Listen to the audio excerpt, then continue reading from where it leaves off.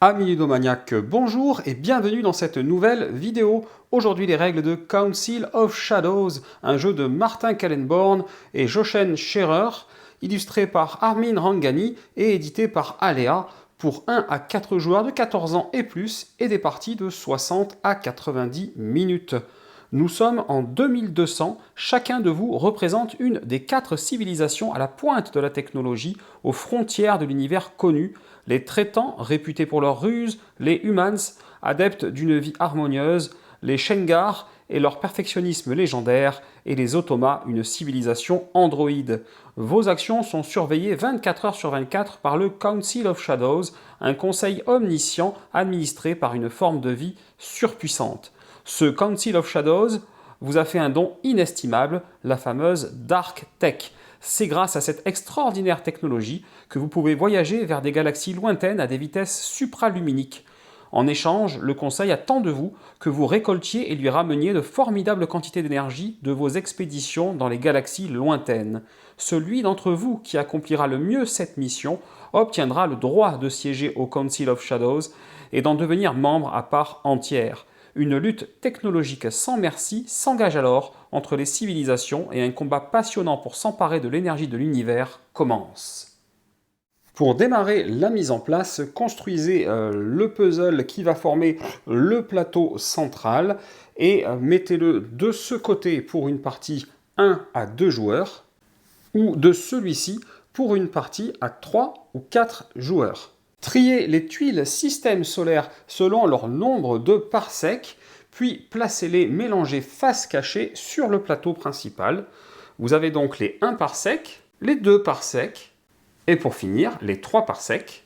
Piochez ensuite les 2 premières tuiles 1 parsec pour les placer sur la galaxie grise Parvus Corta. Elles sont placées comme vous le voyez là, face visible. Mélangez l'ensemble des cartes IA et faites-en une pioche face cachée. Piochez 8 cartes IA et disposez-les face visible en 2 rangées de 4 cartes. Mettez à disposition de l'ensemble des joueurs une réserve avec les gemmes du jeu en 3 types, les anthracites, les dorées et les transparentes.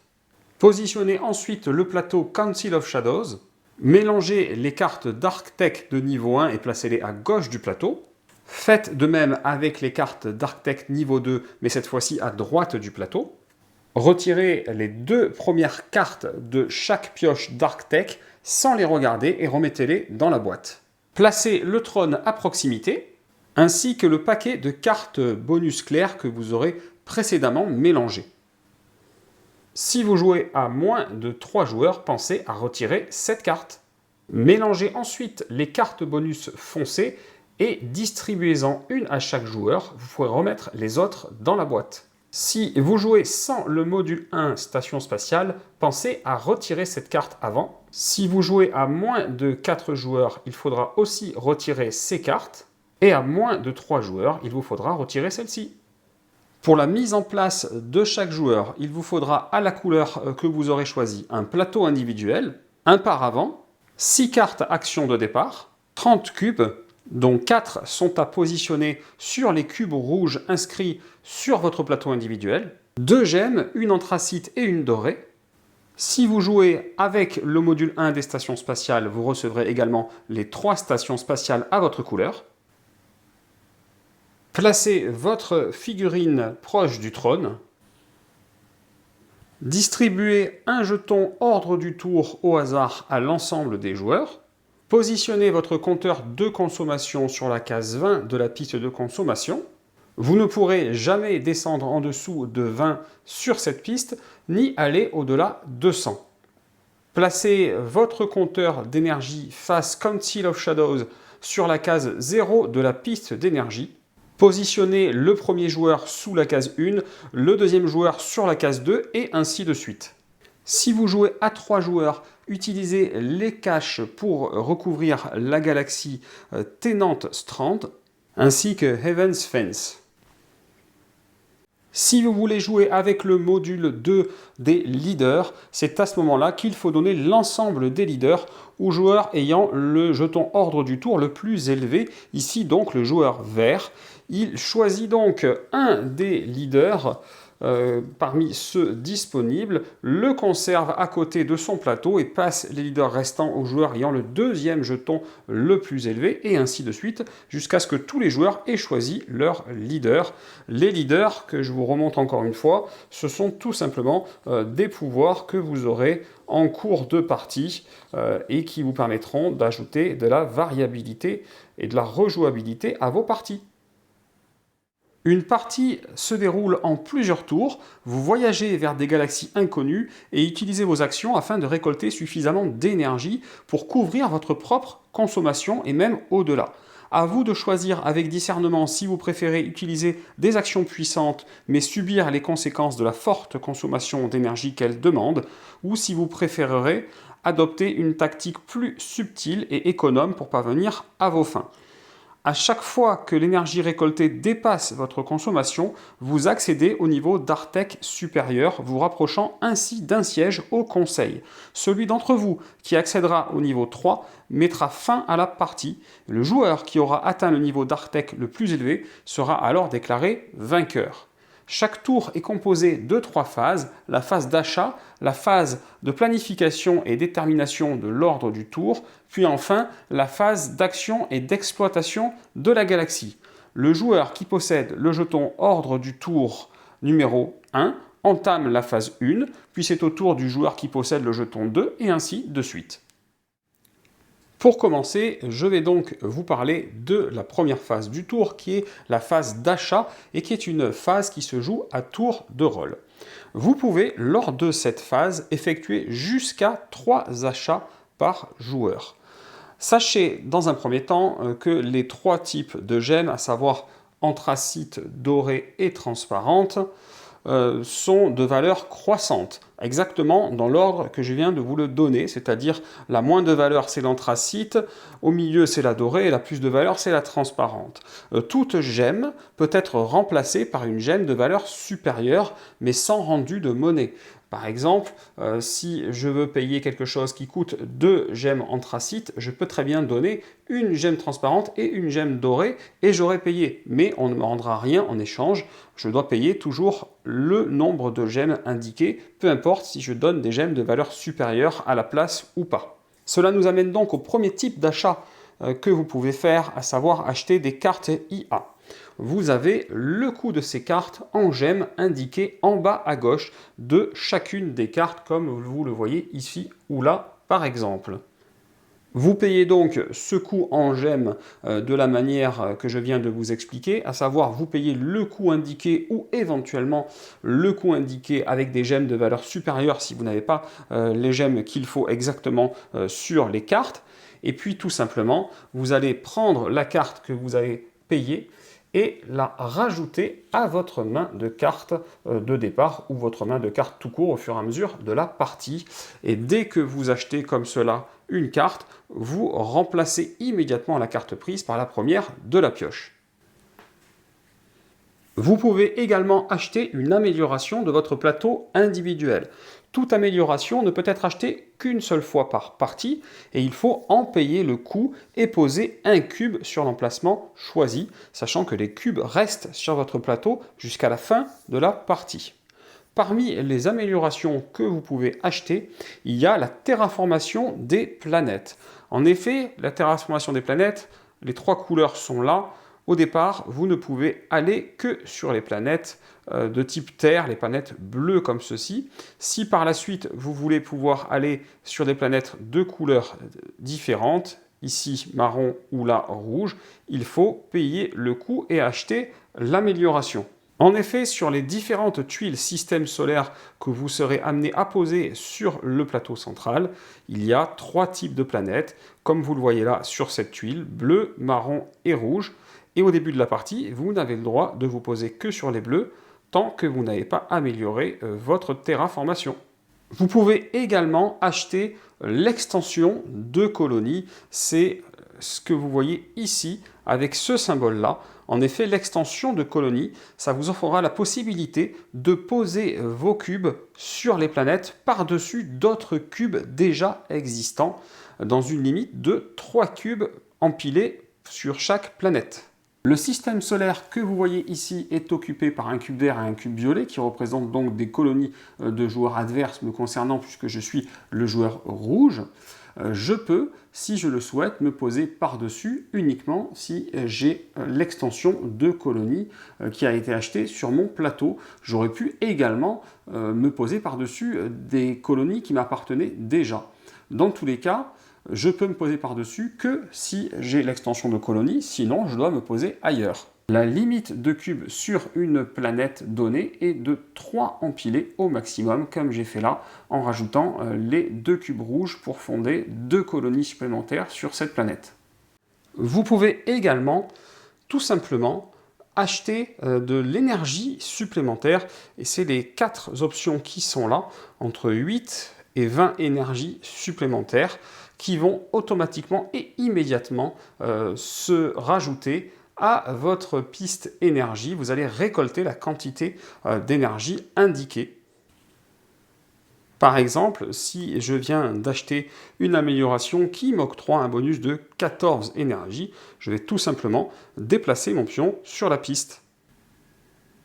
Vous avez sur votre plateau individuel 3 zones d'action qui sont représentées aux 3 endroits que je viens de vous montrer et sur lesquels vous allez pouvoir jouer les fameuses cartes d'action qui sont là. Pour chaque zone d'action, vous avez ici des zones du plateau qui correspondent aux endroits où vous avez le droit de vous poser. Au début de la partie, vous avez des cubes qui vous ont été donnés sur les zones 1 par sec, ce qui veut dire qu'au début de la partie, les cartes d'action que vous allez jouer dans vos zones d'action ne pourront avoir de l'effet que dans la zone du plateau principal 1 par sec. Si par la suite vous voulez que l'effet puisse être plus lointain sur le 2 ou sur le 3 par sec pour chaque carte, il va falloir améliorer. Alors évidemment, vous ne pouvez pas améliorer en 3 par sec tant que vous n'avez pas amélioré en 2 par sec. Et donc ça fait jusqu'à 6 améliorations possibles, 2 par zone d'action sur votre plateau individuel. Voilà ce que donnerait donc un plateau individuel entièrement amélioré avec les 13 améliorations possibles qui comptent chacune comme un achat lors de la phase d'achat. Et donc quand je vous parlais des zones d'effet pour les cartes actions que vous allez jouer sur votre plateau individuel, vous avez ici la zone 1 par sec, ici la zone 2 par sec et ici la zone 3 par sec. Et enfin, si vous jouez avec le premier module des stations spatiales, la dernière chose que je ne vous ai pas encore présentée et que vous pouvez acheter lors de la phase d'achat, c'est une station spatiale. Vous en avez 3 à votre couleur là devant vous. Le coût est indiqué sur la gauche en gemme comme vous pouvez le voir. Et vous allez pouvoir ensuite, pour chaque station spatiale achetée, la placer sur le plateau principal. Il y a 2 conditions pour la pose d'une station spatiale nouvellement acquise. La première, c'est de lui trouver un emplacement libre sur le plateau. Les emplacements de stations spatiales, vous les voyez avec ce petit dessin. Donc là, en début de partie, pas de souci, tout est disponible. Mais dès que quelqu'un se pose, on ne peut plus se poser par-dessus. La seconde, c'est qu'à l'emplacement choisi, dans la galaxie donc choisie, vous devez avoir au moins une colonie, donc au moins un cube. C'est mon cas par exemple à Parvus Porta, donc je pourrais poser pourquoi pas une station spatiale dessus. Si vous ne pouvez pas remplir ces 2 conditions, à savoir une galaxie avec son emplacement station spatiale libre et une colonie à vous dans cette galaxie, vous n'avez pas le droit d'acheter une station spatiale. La deuxième phase du tour, c'est la phase planification et détermination de l'ordre du tour, et c'est une phase qui se joue simultanément. Pour cette phase, vous pensez à placer votre paravent comme j'ai fait là devant votre plateau joueur, et vous posez une carte action sur chacune des 3 zones d'action qui sont donc vides au premier tour. Lors des tours suivants, il est possible de recouvrir les cartes déjà présentes, sachant que seules les cartes visibles auront un effet, et qu'une carte posée ne peut plus être déplacée ou reprise en main. Et quand tout le monde a terminé, comme cela, de planifier la phase d'action future qui arrivera en phase 3, on retire tout simplement les paravents. On fait ensuite le calcul de la consommation de chacun. Et la consommation, c'est ce que vous voyez en haut à gauche des cartes actions jouées. Donc ici, on a 2, 5 et 3 en consommation. On additionne le tout et on reporte cela sur la piste de consommation. Celui qui a le plus consommé lors de cette phase de ce tour devient le premier joueur et ainsi de suite. Donc je vais passer mon jeton premier joueur au joueur violet et moi je vais récupérer le jeton numéro 2 bien entendu. Et j'insiste sur ce fait, c'est-à-dire celui qui a le plus consommé lors de cette phase de ce tour. Par exemple, si on passe en phase 2, il est possible que le joueur violet consomme 9 par exemple, et que moi, joueur rouge, je consomme 10, et que les deux autres joueurs consomment respectivement 8 chacun par exemple.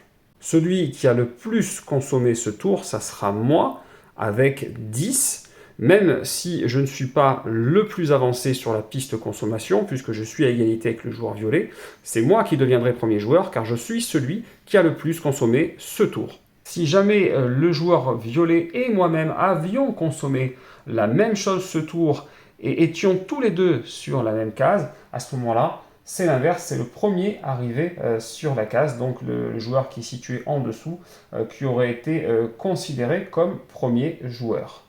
Je vous rappelle que sur cette piste, on ne peut pas descendre en dessous de 20 et qu'on ne peut pas dépasser 100 non plus. Du coup, dans une situation où vers la fin de la partie, vous êtes possiblement à la fin de la piste consommation, si je consomme 10 mais que je suis sur la case 98, comme je ne peux pas dépasser la case 100, seule la consommation reportée compte, et donc ma consommation comptée pour ce tour est uniquement de 2. À partir de là, même si le joueur violet consomme 4, n'ayant consommé que 2, il sera par exemple déjà devant moi dans le futur ordre du tour. Inversement, en cas de consommation négative, car il y a des cartes qui ont une consommation négative, et donc si vous en jouez suffisamment et que votre consommation est négative, sachez que votre compteur de consommation ne peut pas redescendre en dessous de votre compteur d'énergie. Même plus que ça, il doit toujours rester au moins une case au-dessus de votre compteur d'énergie. Donc par exemple, ici, le compteur de consommation du joueur violet est sur 96, son compteur d'énergie sur 94. Si jamais il avait une consommation négative de moins 3 par exemple, il ne pourrait pas descendre, malheureusement pour lui, à 93, ni même à 94. Il doit rester au minimum une case au-dessus. Donc dans ce cas de figure, même avec une consommation négative de moins 3, il ne descendrait que d'une case sur le 95. Une fois la phase 2 terminée, on passe en phase 3, qui est la phase d'action, et puis éventuellement d'exploitation de la galaxie, qui est encore une phase qui se joue à tour de rôle. Donc là, par exemple, je suis devenu deuxième joueur. Donc le premier joueur jouera entièrement cette phase avant que je puisse la jouer. Lors de cette phase, donc, et en suivant le nouvel ordre du tour, chacun va réaliser toutes ses actions de gauche à droite en fonction des cartes actions qui sont visibles sur son plateau personnel, et ensuite il exploitera, s'il le veut et s'il le peut, la galaxie. Alors quelles sont les actions de base?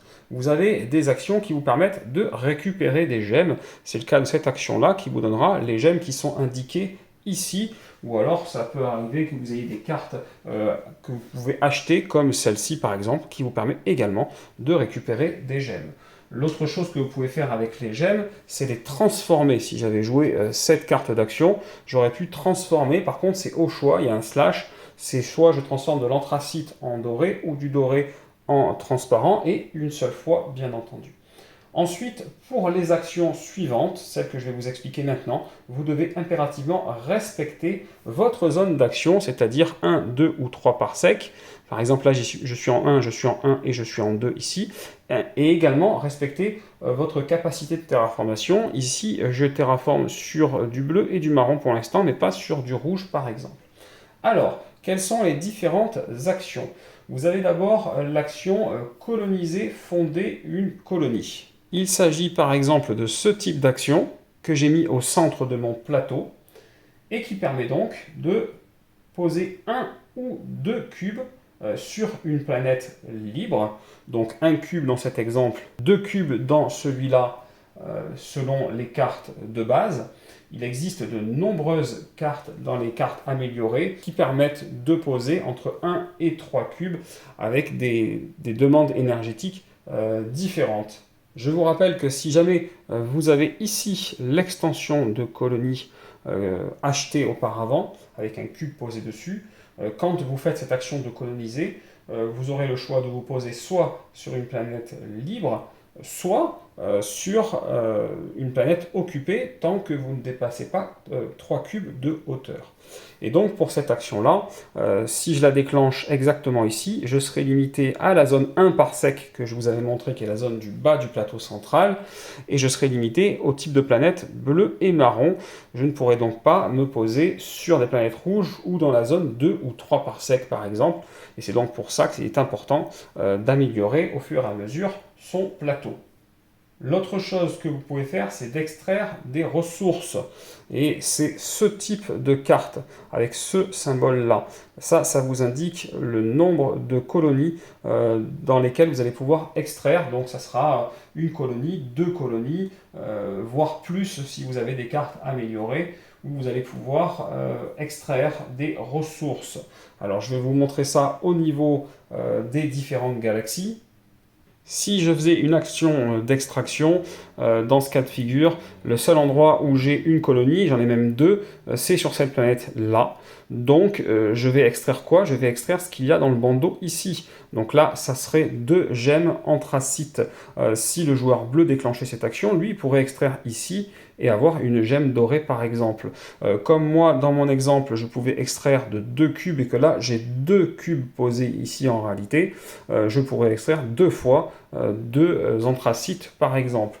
Sachant que là, je suis dans la zone 1 parsec, mais plus tard, si je veux pouvoir extraire dans la zone 2 ou 3 parsec, il faudra que j'ai amélioré mes cases d'action et que la case où j'ai joué l'extraction soit à 2 ou 3 parsec. Dans mon exemple ici, ma carte extraction était posée sur du 2 parsec, donc potentiellement je pouvais aller jusqu'à la zone 2 parsec pour aller extraire dans une de mes colonies les ressources du système solaire qui m'intéressaient. Et enfin, vous avez l'action découvrir que j'ai mise là sur la gauche et qui vous permet de piocher 2 tuiles du dessus d'une pile système solaire. Attention, vous allez respecter votre limite entre 1, 2 ou 3 parsecs. Ici, je suis limité à la zone 1 parsec, donc je vais devoir piocher 2 tuiles système solaire dans la zone forcément 1 parsec. Je pioche donc mes 2 tuiles, je les regarde et je vais pouvoir en placer une des 2 quelque part dans la zone 1 parsec, là où ça m'intéresse le plus. Je peux, pourquoi pas, me placer ici. La tuile que je n'ai pas décidé de garder, elle va tout simplement retourner sous la pile de système solaire de la zone en question. Ensuite, je vais avoir le choix entre 2 actions, une fois que j'ai placé ma tuile, soit d'extraire tout simplement ce qu'il y a ici, donc là, une gemme dorée, ou alors, si je le préfère, c'est l'un ou c'est l'autre, coloniser avec un cube une des planètes de ce système solaire.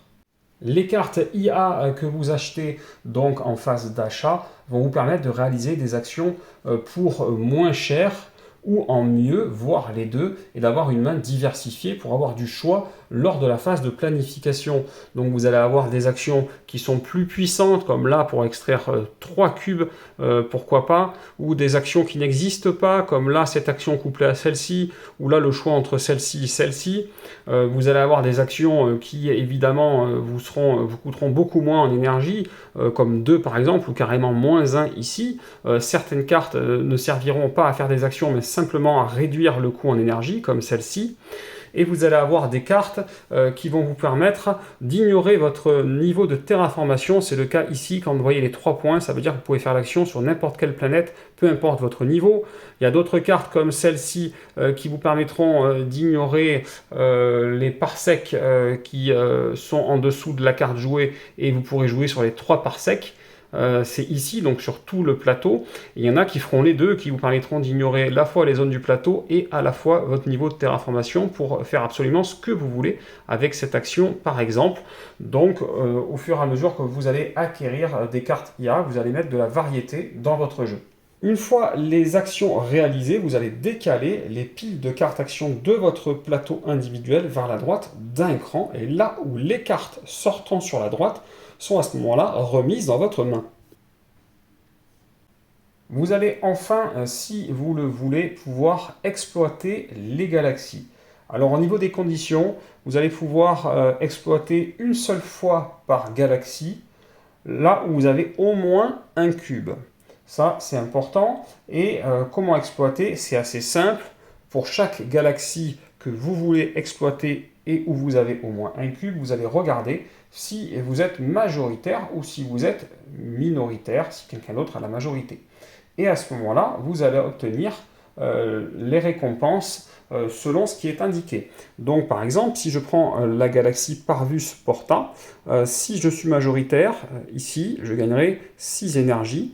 Si je suis minoritaire, j'en gagnerai 3. Un petit peu pareil pour Tenant Strand, 9 énergies si je suis majoritaire, 4 si je ne le suis pas.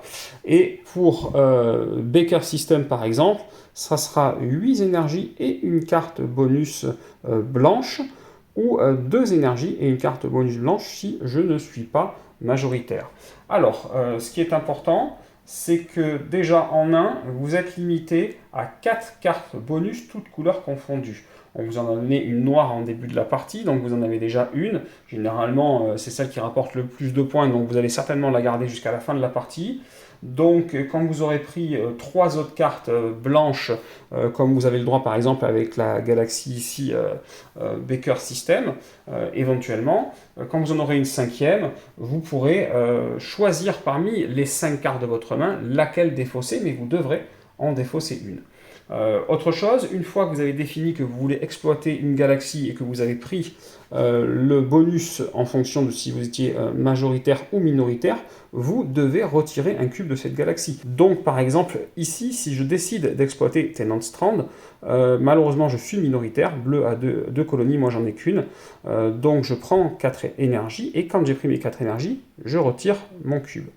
Je le remets pour un exemple futur.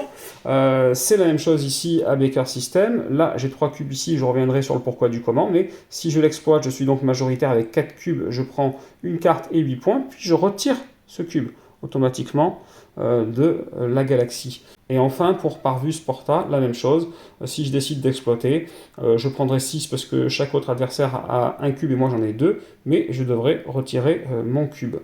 Et donc, automatiquement, si j'ai joué en 2, eh bien, le joueur qui joue en 3 profitera peut-être aussi des cubes que j'ai enlevés pour être majoritaire quelque part et pouvoir exploiter au mieux les galaxies. Voilà comment ça va fonctionner. Donc c'est lors de cette phase que les stations spatiales vont s'activer. C'est pour ça que j'ai mis 3 stations spatiales à moi en trichant un petit peu pour vous montrer ce qu'il en était. La station spatiale que vous voyez là, on va retirer les cubes. Celle-là, au moment où vous la posez, vous mettez immédiatement les 3 cubes dessus. Et ces 3 cubes qui ne peuvent pas être retirés comptent toutefois pour vous aider à avoir la majorité lors de l'exploitation d'une galaxie. Donc là, dans ce cas de figure, je suis majoritaire. Mais je ne pourrai pas l'exploiter puisque je ne peux pas retirer de cubes. Mais si on se met comme ça, et puis si on rajoute, on va dire, 2 cubes, allez, au joueur vert, le joueur vert a 3 cubes, mais moi j'en ai 4 avec ça. Donc je peux exploiter la galaxie en étant majoritaire. Je retire, et même là, après avoir retiré, quand viendra le tour du vert, il ne sera pas majoritaire puisque j'aurai 3 cubes avec lui dans cette galaxie. Donc voilà l'effet de cette station spatiale. L'effet de cette station spatiale-là est assez intéressant également puisque je peux exploiter sans retirer de cubes. Donc il s'agit de la station d'exploitation. À partir du moment où j'ai au moins un cube, je peux exploiter la galaxie sans retirer de cube. Donc là, je suis minoritaire, je prends 4, mais je ne retire pas mon cube. Ça, c'était assez sympa quand même. Celle-là, c'était donc la station de colonisation, dans mon souvenir. Et là, vous avez la station d'extraction qui est là. Et cette station d'extraction vous permet de récupérer la ressource d'un système solaire de cette galaxie où vous possédez au moins un cube. Donc là, je possède au moins un cube ici. Je vais automatiquement, même si j'exploite rien, récupérer ici les 2 gemmes anthracite. Si j'avais été comme ceci par exemple, j'aurais pu choisir entre récupérer les 2 gemmes anthracite ou la gemme dorée grâce à ma station d'extraction. Voilà donc si vous jouez avec les stations spatiales, les bonus qu'elles vous octroient et qui ont une importance pour cette phase-là pendant l'exploitation des galaxies. Une fois cette troisième phase finie par tous les joueurs, le tour est fini, tout simplement, et on recommence un nouveau tour en recommençant par la phase 1. Quand votre compteur d'énergie atteint ou dépasse votre compteur de consommation, vous finissez votre phase en cours, puis vous augmentez votre niveau d'Artec de 1 niveau. Vous replacez ensuite votre compteur d'énergie sur la case correspondant à l'écart entre les deux. Donc ici, par exemple, j'ai dépassé de 2 ma consommation. Donc, plutôt que de me remettre à 0 sur la piste, je vais me remettre tout simplement sur la case 2. Et vous l'avez compris, pour plus tard passer de nouveau à un niveau supérieur d'Artec, il me faudra de nouveau accumuler de l'énergie et rejoindre ma consommation qui entre-temps aura très certainement augmenté. En récompense de cette livraison d'énergie, vous gagnez un pouvoir d'Arctech pris au Council of Shadows, quand vous atteignez le niveau 1, puis quand vous atteignez le niveau 2. Donc vous choisissez une carte d'Arctech du niveau correspondant, par exemple ici je viens d'atteindre le niveau 1, donc je vais fouiller parmi toutes les cartes de niveau 1 et choisir la carte que je veux prendre, et je ferai de même si plus tard j'arrive au niveau 2. Sachez qu'au moment où vous franchissez un niveau, par exemple là je viens d'arriver au niveau 1, s'il y a des joueurs qui ne sont pas encore arrivés au niveau 1, ils auront la compensation inscrite ici. Et ça sera la même chose si à un moment j'arrive au niveau d'Arctech niveau 2, les joueurs qui ne sont qu'au niveau 1 auront cette compensation, et les joueurs qui sont au niveau 0 auront cette compensation. Il est possible de rattraper 2 fois son compteur de consommation lors d'une même phase. Par exemple, ici, je suis à 30, admettons que je gagne 35 d'énergie pour me retrouver à 65. J'ai donc dépassé de 34 mon niveau de consommation d'énergie. Je passe donc au niveau 1, puis je dois me repositionner en partant du début de la piste et en comptant l'écart qu'il y avait. Et là, il y avait un écart de 34. Donc je me retrouve sur la case 34, et j'ai de nouveau dépassé mon compteur de consommation, ce qui me fait passer au niveau 2. Et à ce niveau 2, j'ai encore un écart de 3, et je me remets donc sur le 3 de la piste. J'ai donc fait 2 rattrapages de mon compteur de consommation lors d'un même tour, et il me faudra traiter ces 2 augmentations de niveau d'Arctech, l'une après l'autre, de la manière expliquée juste avant. Quand un joueur atteint le niveau d'Arctech 3, il récupère le trône, puis la partie se termine à la fin du tour en cours. Il n'y a aucune compensation pour les joueurs à un niveau d'Arctech inférieur dans ce cas-là, et il est également possible de dépasser le niveau d'Arctech 3, et vous réalisez à ce moment-là les mêmes étapes que lors du passage au niveau 3 sans déplacer le trône. Quand le tour où au moins un joueur a atteint le niveau d'Arctech 3 est terminé, on passe au décompte final en commençant par le joueur qui possède le trône, puis en sens horaire. Et on va à ce moment-là récolter de l'énergie pour plusieurs choses. On va récolter de l'énergie pour ces gemmes restantes. Une gemme anthracite valant 1 énergie, une dorée 2 énergies et une transparente 3 énergies. On va regarder également les cartes IA que vous possédez. Les cartes de départ ne comptent pas. Donc dans ce cas de figure-là, tout ça ne compte pas. Celle-là compte, celle-là compte, celle-là compte, celle-là compte, et les autres ne comptent pas. J'ai 4 cartes IA par exemple qui vont compter. Elles valent 2 énergies chacune. Et on va ensuite regarder les cartes bonus que vous possédez, qui vont toutes à leur manière vous donner plus ou moins de points selon les objectifs que vous avez atteints.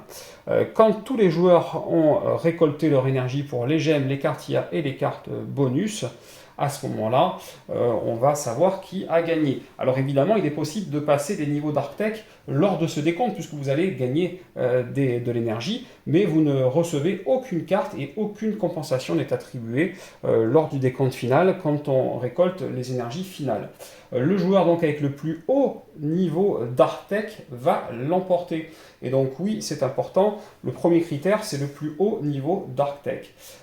Et donc ce joueur-là va tout simplement placer son effigie sur le trône pour indiquer qu'il a gagné la partie. En cas d'égalité pour le plus haut niveau d'Arctech, parmi les joueurs à égalité, ça sera celui qui a récolté le plus d'énergie qui va l'emporter. Et si l'égalité persiste, ça sera celui qui a le plus de cubes sur le plateau central, donc le plus de colonies dans les galaxies.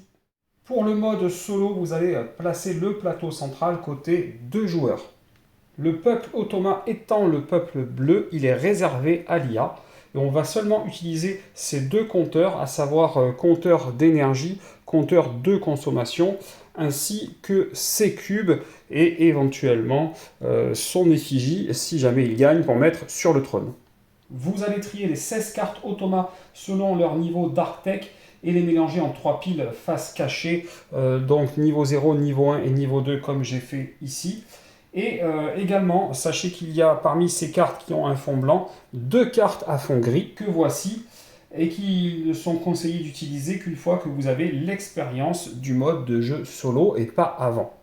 Concernant les différentes phases du jeu, sachez que l'Automa ne joue pas la phase d'achat, donc il n'achètera pas ces cartes-là comme il n'a pas de toute façon de plateau à lui, il saute la phase d'achat. Lors de la phase de planification, vous jouez vos cartes actions et une fois que vous l'avez fait, vous révélez une carte Automa de la pile correspondant au niveau en cours de l'IA. Donc au premier tour de la partie, automatiquement, vous révélez une carte de niveau 0 et vous regardez quelle est la consommation de chacun. Ici, l'IA a consommé 13 et vous calculez votre consommation en additionnant vos 3 cartes comme d'habitude. Et l'ordre du tour change éventuellement selon la consommation de chacun. Lors de la phase d'action, quand vient le tour de l'IA, vous réalisez les actions de la carte de haut en bas. Il y a donc 3 actions indiquées sur chaque carte. Et de gauche en priorité ou de droite si ce n'est pas possible. Donc là, j'ai une action qui est indiquée à gauche, je dois réaliser celle-ci, si je ne peux pas, je dois réaliser celle de droite. Et c'est pareil ici, celle-là en priorité, sinon celle-là en priorité, sinon celle-là. Pour chaque ligne d'action, s'il advenait que je ne puisse réaliser ni l'action de gauche ni l'action de droite, à ce moment-là, elle est tout simplement ignorée, la ligne d'action en question. Et également, sachez que quand il y a le choix entre plusieurs planètes pour une action colonisée, c'est vous qui choisissez en fonction de ce qui vous arrange. Donc ça, c'est plutôt pas mal. Au niveau des cartes de l'IA, je vais essayer de vous montrer ça un petit peu plus pour que vous compreniez ce dont il s'agit. On a donc en haut leur consommation, et puis après les différentes actions. Donc là, il y a des actions colonisées qui vous indiquent quelle est la galaxie colonisée, elle appartient à quel parsec, voilà, et puis après, il peut y avoir des actions comme ceci. Vous voyez, là, on a une différence entre ça et ça, puisque là, il y a l'œil. Ici, on a de l'énergie directement. Voilà, et on a comme ça. Ici, on va retirer des cartes du marché des cartes IA et les remplacer. On a comme ça pas mal de choses différentes qui peuvent arriver. Et surtout, une fois qu'il a fait ces 3 actions, on va regarder ce qu'il y a en bas. Ce qu'il y a en bas, c'est la phase d'exploitation, et ça va nous dire ce que fait l'IA lors de la phase d'exploitation. Là, ça veut dire qu'elle va exploiter que les galaxies où elle est majoritaire, et là, ça veut dire qu'elle va exploiter toutes les galaxies où elle est présente, cette IA. Je vais vous montrer un petit peu les cartes comme ça qui vont en s'améliorant au fur et à mesure de la partie pour les différents niveaux de l'IA. Et c'est comme ça que vous allez gérer toute la partie de l'IA. Et croyez-moi, l'IA fait très bien son travail. Donc voilà, ça m'a permis de vous montrer un petit peu comment ça fonctionnait. Sachez également que quand l'IA change de niveau d'Arctech, elle ne pioche pas de cartes, et donc vous ne recevez aucune compensation de par le fait. Il vous faudra par contre, évidemment, lors des prochains tours, piocher le bon niveau qui correspond du coup à son nouveau niveau d'Arctech, bien entendu. L'IA n'est pas limitée par contre en cartes bonus, les fameuses cartes bonus qui sont là, tout simplement parce qu'en fin de partie, lors du décompte final, vous ajoutez vos points comme d'habitude, mais l'IA, elle ajoute uniquement les points de ces cartes bonus, elle n'a rien d'autre. Elle n'a pas de gemme, elle n'a pas de carte action, donc au moment où la partie se termine, quand soit l'IA, soit vous-même, soit les deux, avez atteint le niveau d'Arctech 3 à minima, à la fin du tour, ça se termine.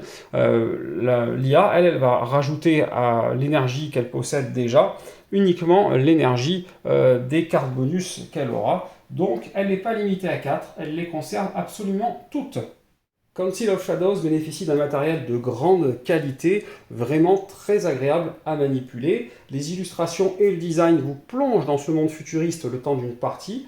Du côté des mécaniques, elles sont plutôt originales. Le système de double piste et la victoire qui ne se joue pas en points vous oblige à penser différemment dans l'approche des multiples stratégies du jeu, que vous limitiez au maximum votre consommation d'énergie ou qu'au contraire vous consommiez beaucoup pour profiter d'effets puissants.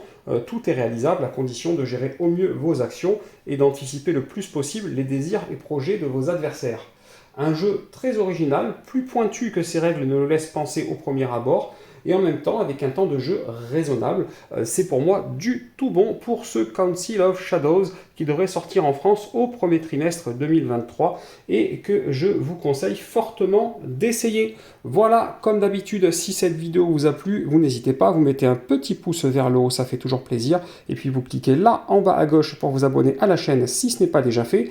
Et chers amis ludomaniaques, je vous dis à très bientôt pour une prochaine vidéo.